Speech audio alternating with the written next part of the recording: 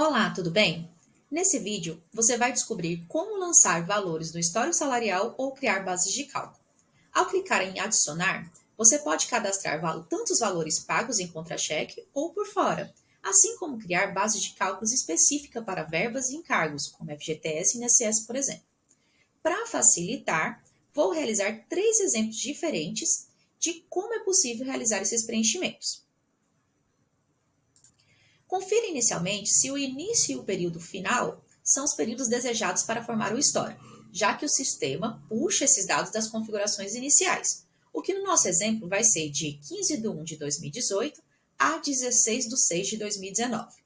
Feito isso, em verba, selecione o tipo de salário ou base que deseja cadastrar ou nomeie como preferir. No meu caso, eu vou chamar de salário base pago. Na forma de preenchimento, vou escolher a opção Informar e digitar o valor inicial de R$ 2.500, o que, em regra, coincide com o salário do mês da admissão. Atenção! Nesse momento, não é necessário cadastrar todas as alterações salariais no decorrer do contrato de trabalho, pois faremos isso mais adiante.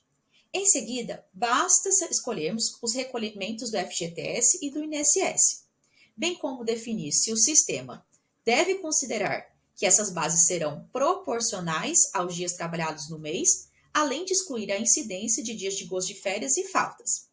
No meu caso, como o empregador pagou esse FGTS e o INSS, eu vou deixar como recolhido, como recolhido nos dois lados e proporcional, já que tanto faz nesse meu exemplo. Prontinho. Agora, para inserir toda a evolução salarial e efetuar as alterações simultâneas, você deve salvar e depois clicar nesse ícone do lápis e utilizar esses atalhos descritos para facilitar o preenchimento. Por exemplo, de 1 de 2018 a 12 de 2018, eu quero manter os 2.500, mas a partir de 1 de 2019, eu quero alterar esse salário para R$3.000. Então, digito aqui R$3.000 e utilizo do comando Ctrl+Shift+End para facilitar o preenchimento dos demais campos.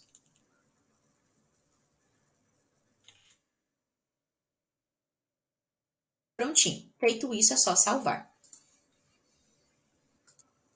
No meu segundo exemplo, eu vou utilizar o mesmo período do exemplo anterior, que veio das configurações iniciais, e na parte da verba eu vou nomear de salário mínimo,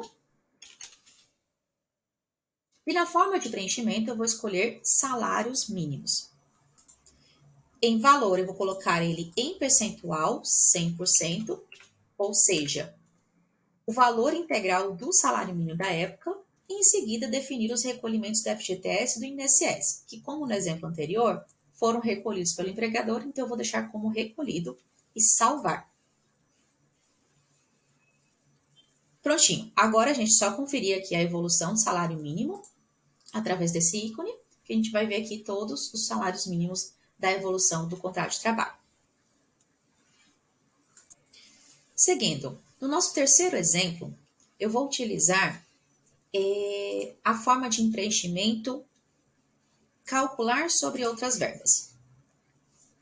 Então, considerando que já temos um salário base cadastrado anteriormente, também no mesmo período de admissão até demissão, eu vou configurar essa terceira forma do seguinte jeito. Eu vou chamar aqui de adicional de periculosidade. Vou dizer que eu quero que ele seja calculado sobre outras verbas, e aí eu escolho qual é a outra verba. Como eu já cadastrei uma verba anterior para ele se basear, é só colocar o salário base. Por isso que sempre que você for calcular sobre outras verbas, essa outra verba que você vai incidir, ela já deve estar cadastrada. E aí aqui eu informo o percentual do adicional de 30%. Com isso, o que o sistema vai fazer? Ele vai pegar esse adicional de salubridade e vai incidir os 30% sobre o salário base já cadastrado de R$ 2.500. Prontinho. Aí é só conferir a questão dos recolhimentos, como eu comentei anteriormente no vídeo, salvar e depois conferir todos os valores, se você quiser editar, utilizar esses comandos, todos os valores com base no que foi cadastrado.